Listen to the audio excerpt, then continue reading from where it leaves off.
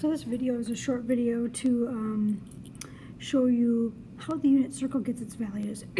So we know that the unit circle is a circle that's centered at the origin, and we know that the radius of this circle is 1. So we know that if we go from the center out to the edge, that radius is 1. And so with that kind of gives you a insight into how we get these values. So we know that this is 1. And so what we do is the unit circle is all based on, if you remember, special right triangles.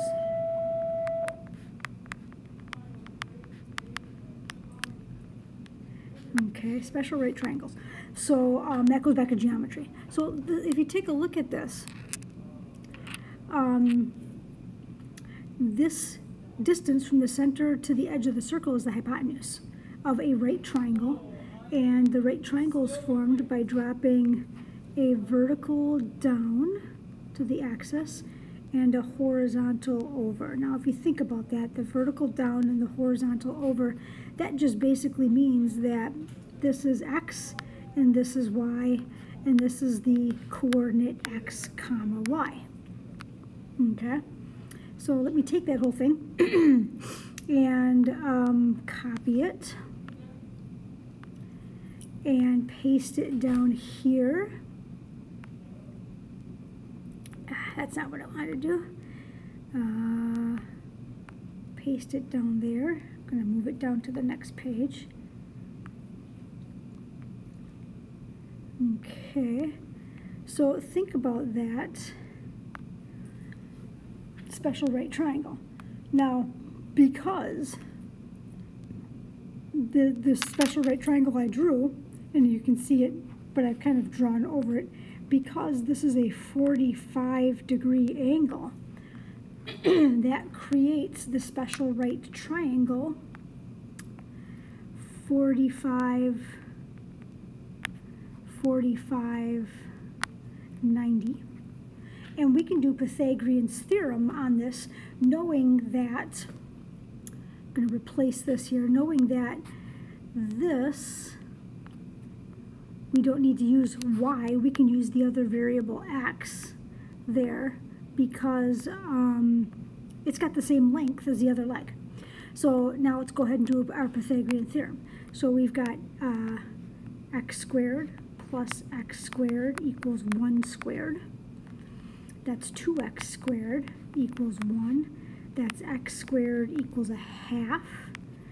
And so that is x equal to the square root of, excuse me, I jumped ahead there, the square root of 1/2. And that is 1 over the square root of 2. And if we rationalize that, in other words, if we get the root out of the denominator by multiplying by 1, but writing it as root 2 over root 2, then this ends up being root 2 over 2, which you know as a value on the unit circle. And if that is root 2 over 2, and the vertical leg is the same length, then according to our xy coordinate on the unit circle, the y coordinate should also be root 2 over 2. So we know then we can replace with the xy with root 2 over 2 comma root 2 over 2. Okay? And what that means then is anywhere we can make a 45, 45, 90 triangle. So that would be right here and right here and right here. Any place we can make a 45, 45, 90 triangle, we must have those coordinates. It's just that they take on the values of plus or minus depending upon where we are. Like if we are in the second coordinate, then second quadrant, excuse me, I said that wrong, then we know that the x coordinate is negative and the y coordinate is positive. So it looks like that. I'm just going to rearrange that a little bit because I'm going to have to put more values on this unit circle. And we know if we're in the third quadrant, then we know they're both negative.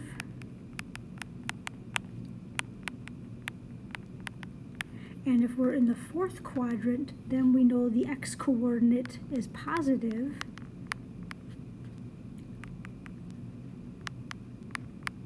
And the y coordinate is negative. Okay, so that takes care of 4 locations on the unit circle. Now we're going to look at the other special right triangle. So I'm going to switch gears here. I'm going to go with, let's go with green. Okay, so the other one is what happens, let's take a look at pi over 6. Okay, pi over 6. So in order to do this, let me do this. I'm going to, because we don't want to focus on the pi over 4 stuff anymore, the 45-degree stuff. Let me change the style. Let me mute that a little bit. That looks good. I wonder if I can get even lighter. Let's see here. Don't really know how to get any lighter than that. That's even darker. Nah, let's just stick with that. No. Okay, we'll stick with that. I'm just kind of trying to mute it here so that you kind of don't pay attention to it. Okay, so let's take a look at the pi over 6, which is also 30 degrees. So again, we're going to go out from the center to the edge of the circle, still the radius, still 1.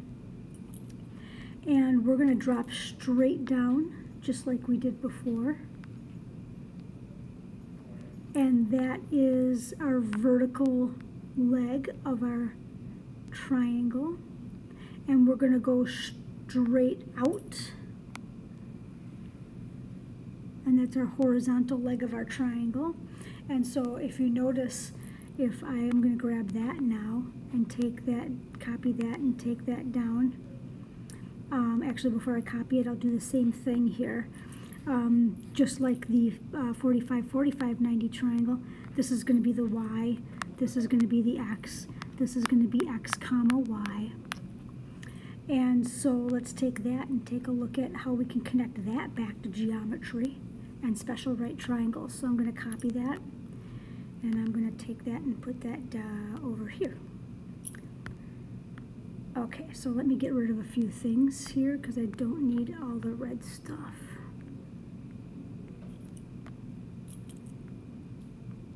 Oops.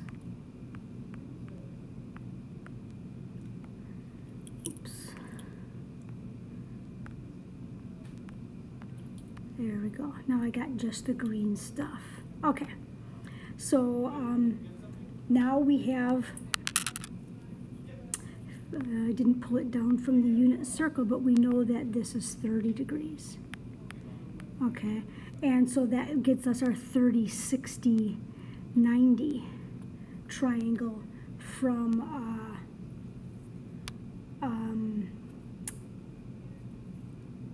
geometry. Excuse me. Almost slipped my mind there. Now, before I go into Pythagorean's theorem, because we're going to get there, we need to know that, well, first of all, x and y are now different, so I can't replace the y variable with just an x variable. But we also know that that 30, 60, 90 triangle, I'm going to do my best to recreate it here. I'm going to mute the color a little bit.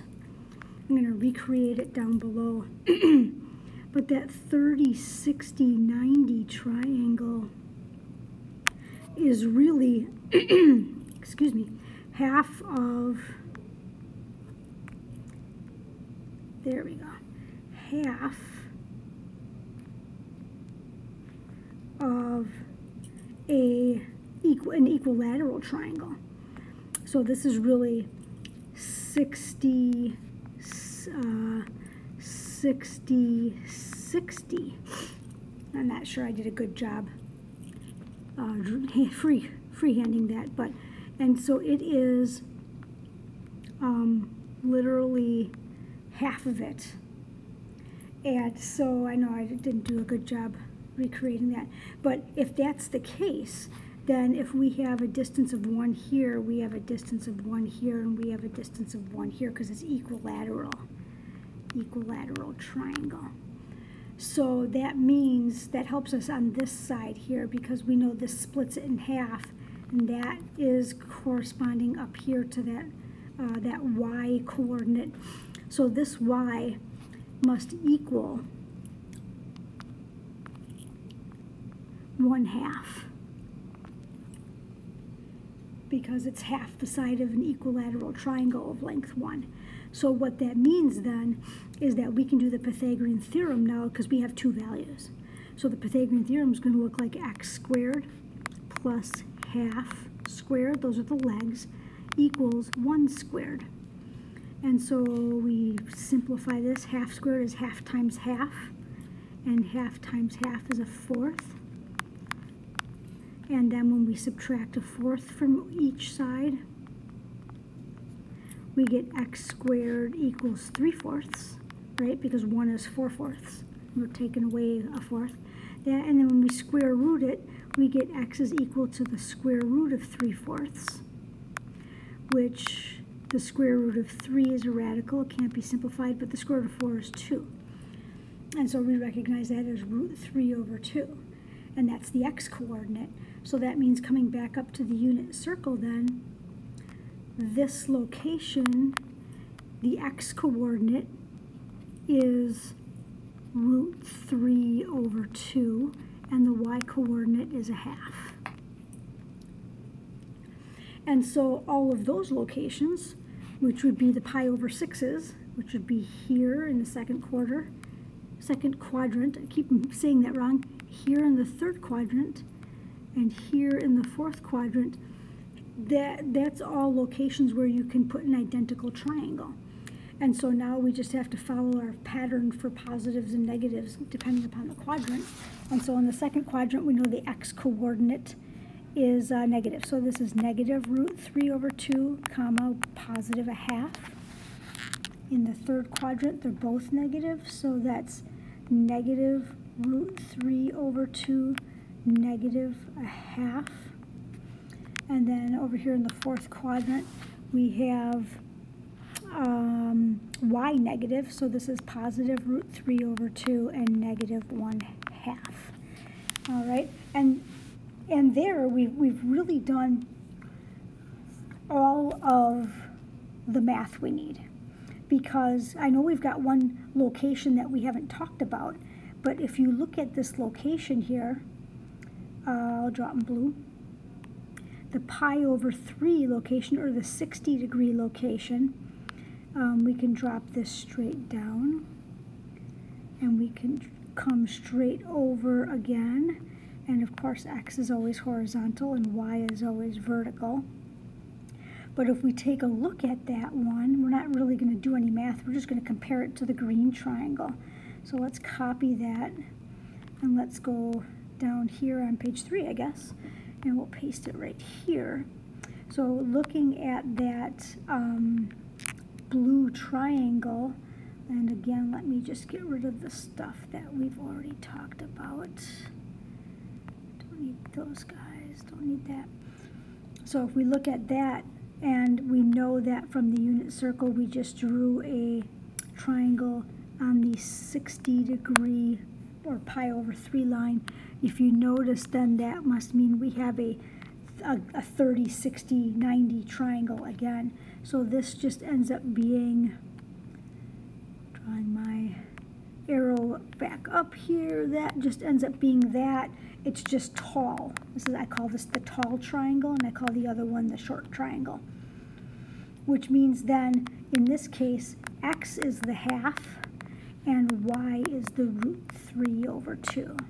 We've just swapped values because we've taken the complementary angle, if that makes sense. Remember, complements add up to 90. So that means we don't really have to do any math. We just know that this x comma y here for pi over 3 is 1/2 comma root 3 over 2. Notice it's just the coordinates swapped from the 30-degree one, or the pi over 6 one. And so we can see that then we have that tall triangle there in the second quadrant, there in the third quadrant, and there in the fourth quadrant. They're the ones that are closer to the y-axis. So now we're going to do our plus minus thing. Right, this is minus 1/2, and root 3 over 2 is positive. And then in the third quadrant, both are negative. So this is negative 1/2, negative root 3 over 2. And in the fourth quadrant, the y-coordinate is negative. So this is positive 1/2, that's the x-coordinate, and the y-coordinate is negative root 3 over 2. Okay, and so that's where we get all those values on the unit circle. They just come right from your geometry class. And then last but not least, what we call the lattice points. Lattice points means that they are points that are the same distance away from the center as the radius. So that's a poor description. They're on the axis. I guess that's a better description. They're all the points are a distance of 1 away from the center, but these happen to be on the axes. And then those, of course, we can just do the coordinates directly. This is right 1 up 0, and this is up right 0 up 1 from the center of the circle. This is left 1 and down 0 from the center, and this is left or right nothing and down 1. So so there's all your values on the unit circle. So how does this relate to cosine and sine? So that's the last piece of the puzzle. Okay, so I'm going to go down here on page 3. So let's think about this. Okay, in fact, I'm going to use that tall 30, 60, 90 triangle. In fact, let me just copy it. I'm going to copy that again and paste it down here. Why didn't it paste? Let's try that again. Paste. Okay. And let's get rid of some stuff I don't need. I don't need that. There we go. So let's take a look at this. We know that this is a hypotenuse of 1. So if we think of SOHCAHTOA, sine is opposite over hypotenuse, cosine is adjacent over hypotenuse, tangent is opposite over adjacent. So if we start setting up those relationships, the sine of 60 degrees, in this case, is opposite, so y over hypotenuse 1. Well, we don't need that fraction. That just means the sine of 60 degrees is y, or the y-coordinate. Likewise, if we set up cosine of 60 degrees is adjacent, which is x, over 1, hypotenuse. Again, we don't need that fraction. So cosine of 60 degrees is just the x-coordinate. Okay, and here's the cool thing. We can even do that with the tangent. The tangent of 60 degrees is opposite, which is y, over adjacent, which is x. Okay, and so we know that those are just the coordinates. So if we take y and divide it by x, we can get the value of the tangent just by knowing the coordinates. So, but these are the biggies. This is saying the x-coordinate must be the cosine. And this is saying the y-coordinate